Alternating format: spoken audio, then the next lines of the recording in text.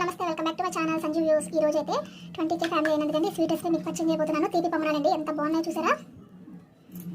ఇదిగోండి, చాలా తక్కువ టైంలో ఈజీగా చేసుకోవచ్చు. నన్ను సపోర్ట్ చేసినందుకు చాలా చాలా థ్యాంక్స్ అండి. చక్క మెత్త దూదిలా ఉంటుంది. ఇదిగోండి, అసలు స్పాంజ్లా ఉంటుంది అనమాట ఈ తీపి పొంగనాలు. సో ఈ రెసిపీ ఎలా చేయాలో చూసేద్దామా మరి. ఫ్రెండ్స్, మనం తీపి పొంగనాలకి అయితే బియ్యం నానబెట్టుకున్నాము. 5-6 గంటలు నానబెట్టుకుని శుభ్రంగా కడుక్కోవాలి. దీన్ని ఇప్పుడు చక్కగా మెత్తగా మిక్సీ పట్టేసుకుందాము.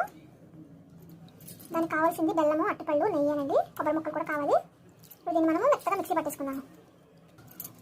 ఇవ్వండి ఇలా మెత్తగా రుబ్బుకొని దీంట్లో వేసేసుకున్నాము. ఇప్పుడు అట్టిపళ్ళు కూడా మిక్సీ పట్టేసుకున్నాం ఫ్రెండ్స్. పక్కన పెట్టుకొని ఇవి కూడా మెత్తగా మిక్సీ పట్టేసుకున్నాం. ఇవ్వండి, మిక్సీ పట్టుకున్న బనానా పేస్ట్ కూడా దీంట్లో వేసేసుకున్నాము. పండగ వచ్చేస్తుంది కదండి, రకరకాల పిండి వంటలు చేసుకుంటాం కదా, అందులో కూడా ఇది ఒకటి తీపి పొంగనాలండి. అదే పోకుండా ఎలా ఉంటాయండి, సేమ్ అదే ప్రాసెస్. మనం నూనె ఎక్కువ ఇష్టపడిన వాళ్ళు ఇలాగ చక్క పొంగనాల కింద వేసుకుంటే చాలా బాగుంటుంది. సో దీన్ని పక్కన పెట్టేసుకొని దీనికి సరిపడా బెల్లం మనము కరిగించుకున్నాము. దానికి సరిపడా బెల్లం అయితే వాటర్ వేసి కొంచెం కరిగాక దీంట్లో కలిపేసుకున్నాము. స్టవ్ మీద పెట్టేసుకున్నాము. ఫ్రెండ్స్, బెల్లం ఇలా మొత్తం కరిగిపోయాక మనము దాంట్లో వేసుకున్నాము. అప్పటికప్పుడు చక్కగా ఈజీగా చేసుకోవచ్చు. ఇది ట్రెడిషనల్ అండి. ఇదిగోండి, ఇది చక్కగా కరిగిపోయింది కదా. ఇప్పుడు కట్టేసుకొని ఇది వడబోసుకోవాలండి. అడుగున ఏమైనా చక్కగట్ట ఉంటే ఫ్రెష్ అయిపోతుంది అనమాట. దీని అయితే వడబోసేసుకున్నాము. ఇదిగోండి, ఇక్కడ పెట్టుకున్నాను నేను ఆల్రెడీ. అన్నీ దీంట్లో వేసేసుకున్నాము. ఇప్పుడు అలాగే కొబ్బరి ముక్కలు చక్కగా నెయ్యిలోని వేపుకున్నాం. ఇప్పుడు నెయ్యి వేసుకొని కొబ్బరి ముక్కలు చక్కగా ఫ్రై చేసుకున్నాము.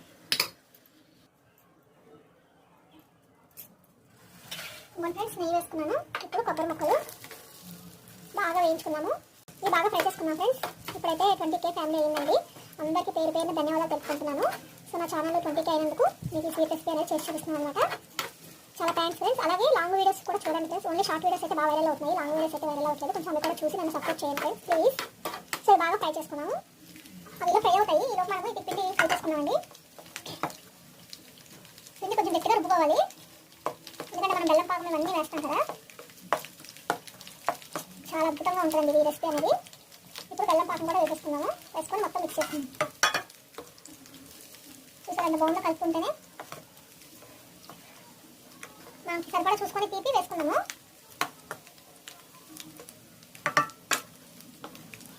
మధ్య మీరు కలుపుతూ ఉండాలండి. ఇంకా మంచి రంగు అయితే రావాలి.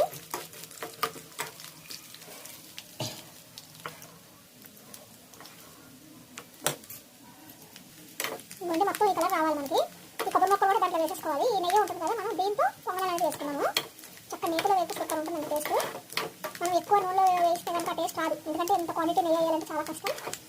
కాబట్టి మనం కొంచెం నెయ్యి క్వాంటిటీతో చాలా టేస్టీగా చేసుకోవచ్చు అన్నమాట పొంగనాలు. ఇవన్నీ చాలా ఇప్పుడు మనం స్టవ్ ఆపేద్దాం, ఎందుకంటే ఈ హీట్కి మొత్తం ఇవి కూడా వేగిపోతాయి. చల్లారైతే దాంట్లో వేసేసుకున్నాము. స్టవ్ అయితే ఆపేస్తున్నాను నేను. స్పీకర్లో సాల్ట్ వేసుకున్నాం కదండి, దాని టేస్ట్ అనేది తెలిసేది. ఇప్పుడు మనం దీంట్లో కొంచెం సాల్ట్ వేసుకుందాము. జస్ట్ కొంచెం వేసుకుంటే దీని రుచి అనేది బాగా తెలుస్తుంది మనకి. సో ఇప్పుడు మళ్ళీ ఒకసారి మిక్స్ చేసుకొని కొబ్బరి ముక్కలు కూడా వేసేసుకున్నాము. మళ్ళీ కొబ్బరి ముక్కలు వేసేసుకొని మొత్తం ఒకసారి కలిపేసుకొని పొంగనాలు వేసేసుకున్నాము. దీన్ని ఒక 15 నిమిషాలు లేదా 1 గంట రెస్ట్ ఇస్తే ఇంకా బాగుంటుంది. ఇప్పుడు మొత్తం మిక్స్ చేసుకున్నాం కదా, చక్కగా దీన్ని పొంగనాల కింద వేసేసుకున్నాము. ఇప్పుడు నెయ్యి వేసేసుకున్నాము. మనం కొబ్బరి ముక్కలు వేయించుకున్నాం కదా, ఆ నెయ్యి వేసుకొని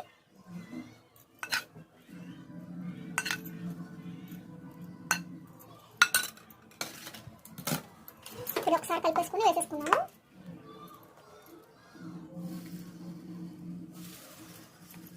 ఇవన్నీ చక్కగా కొంచెం వెళ్తూ ఉంచుకోవాలి, పొంగుతాయి కదా. సిమ్లో పెట్టి చక్కగా కాల్చుకుందాం. మధ్య మధ్యలో ఇలా కొబ్బరి ముక్కలు అవి తగులుతుంటే టేస్ట్ చాలా బాగుంటుంది.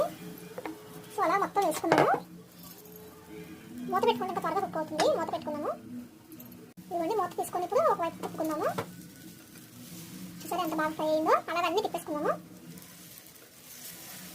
ఇలా సన్నటి కొలత అయితే మనకి చక్కగా బాగా వస్తుంది. ఇట్లా మొత్తం తిప్పేసుకుని మళ్ళీ ఒక 10 నిమిషాలు మూత పెట్టుకుని ఫ్రై చేసుకుందాం. మంచి కలర్ వచ్చింది కదండి. ఇదిగోండి, ఇంకోవైపు కూడా చక్కగా ఫ్రై అయిపోయిందండి. చూసారా ఎంత బాగా వచ్చిందో. తింటానికి నేను సిద్ధంగా ఉన్నానండి. సో అలాగే మొత్తం కూడా వేసేసుకున్నాము. చక్కప్పటికప్పుడు ఎంత ఈజీగా అయిపోయింది చూసారా రెసిపీ మనకి.